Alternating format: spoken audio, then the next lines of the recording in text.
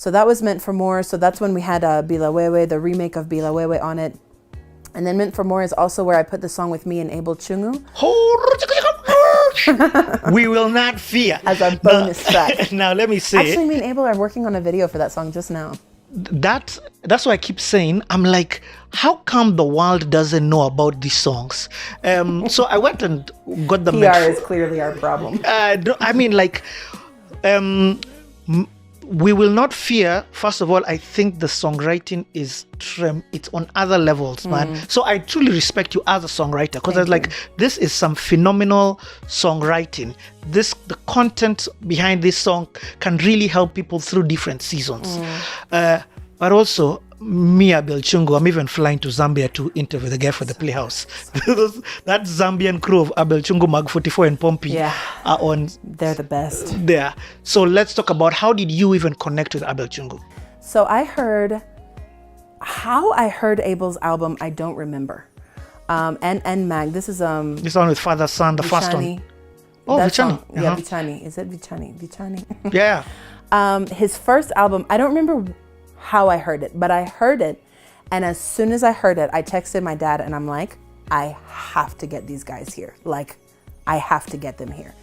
And so we had a high schoolers event that we were doing in church, and so I sent an email to their manager and I'm like, can I bring Abel and Mag here for this event? And they were like, great. So we flew them up. So at this time you don't even know them? No, I never met them. Yeah. But I don't know how to explain it. I just connected. No. I connected with 100% his album. And so they came up, they did their concert, they were awesome. And so while they were here. At this time, who came? Just Abel and Mag? Pompey. Just Abel, Mag, and their manager. And their manager, Yeah, Pompey didn't come at this time. Yeah, I don't know if they were connected as much as they are now. Then I don't remember, to be honest. They actually were. Pompey wasn't on my radar, let me say, at that point. Lots of house. Yeah, and then as well, one of the things I often say is, while I love vernacular, I also think vernacular can keep your message very tied to a location. Because most of Abel's songs are in English or have English parts in Mag as well. It's like I can understand if they had all been in what language Bembe is it? If they had all been in Bembe or whatever it is they speak, then I doubt there would have been as much of a connection, because I have no idea what they're saying. So when he came up, I'd written this song. I had actually, had just happened? Yes, the Westgate attack had just happened, and I wrote We Will Not Fear as a response to Westgate. Westgate happened on Friday. I wrote We Will Not Fear on Monday. Whoa. And then, and that weekend as well, I had gone through an attempted carjacking, and it was quite a... Whoa. No, Westgate happened on Saturday. Yes, so I was carjacked. I had the attempted carjacking on Friday. Westgate happened on Saturday. I wrote the song on Monday because I was also writing it for myself. You were speaking to yourself. Yes, we will not fear. We won't be afraid. So when Abel came, that was just right around the same time when Abel came. So I was recording the song and I was like, would you be open to recording it with me? And he said yes. So we went into the studio. I recorded him, and that was that. There is hope for the broken, and there is peace for the grieving, and there is strength for the hurting. Though it's hard to understand, there is a love that heals the wounded hearts. There is a rest that soothes the worried souls. There is a calm that stills the windy seas. There is a friend we have in Jesus. When shadows chase us in our troubled dreams, when truth seems silent while the pain still screams, when there is doubt the tears will never end. What a friend we have in Jesus. We will not fear, for our God is our refuge and strength. We will not fear, our God is our tower and shield. We will not fear, we will stand for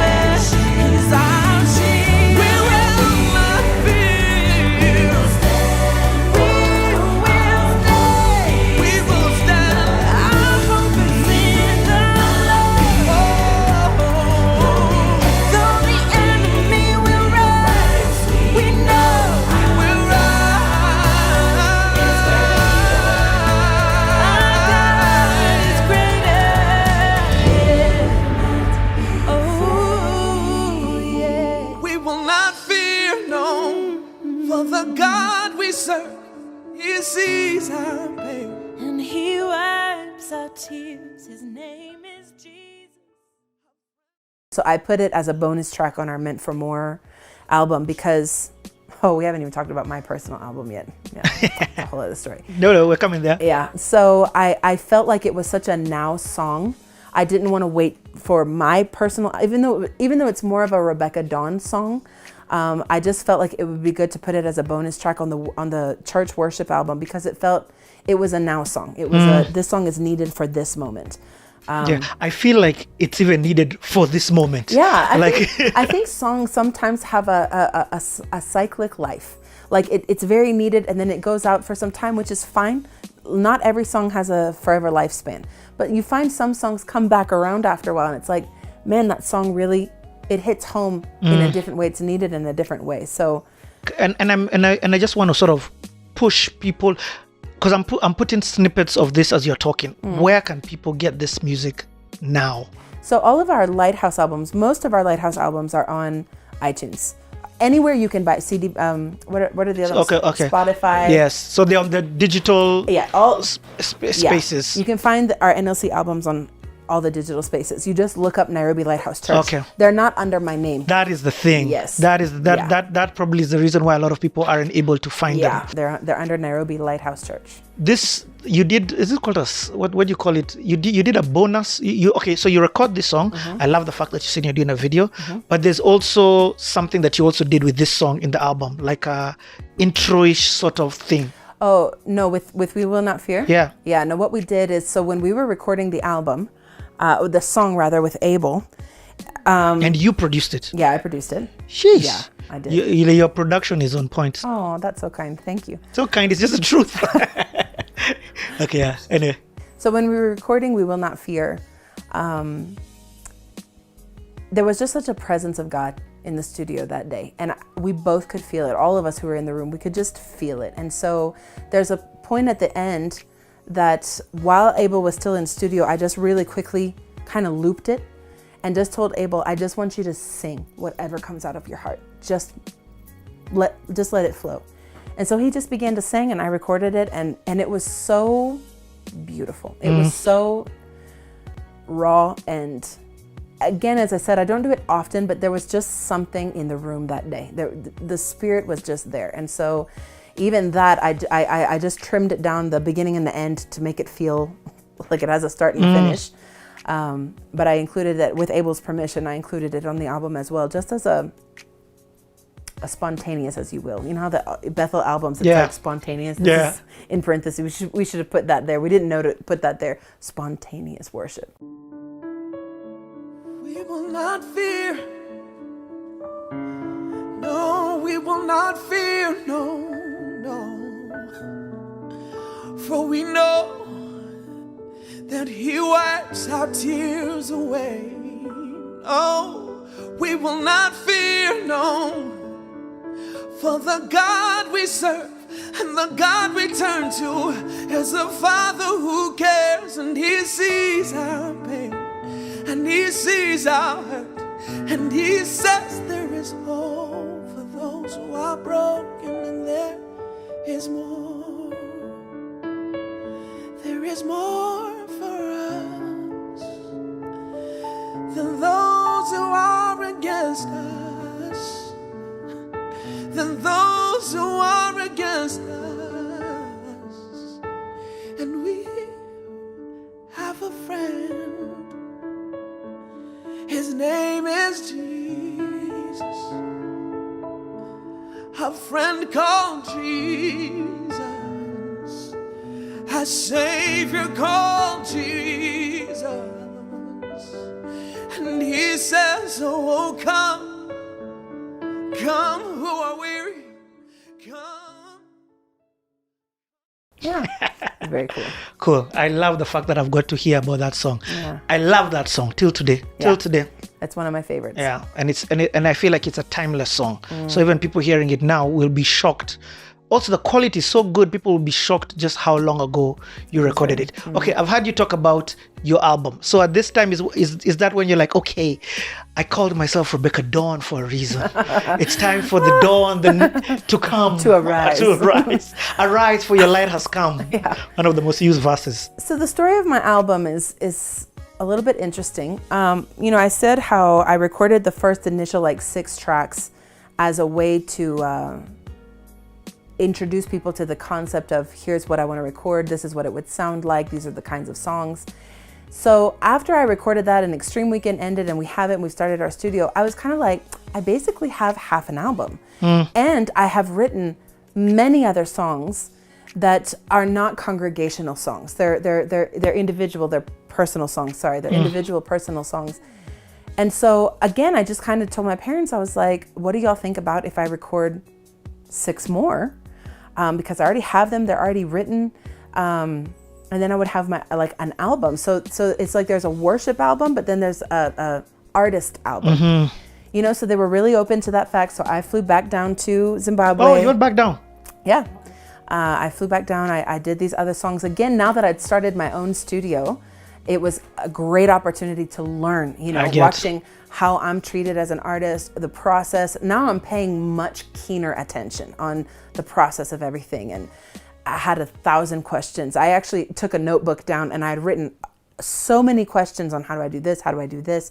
What is this? What does this mean? So as we were going through this process of recording, I was able to ask all these questions and do all this learning, and it was awesome. So I finished the album. So now I have this beautiful album, 12 songs. Some of them I'd put out on radio. There was a song called Milele, a praise track that I'd put out, and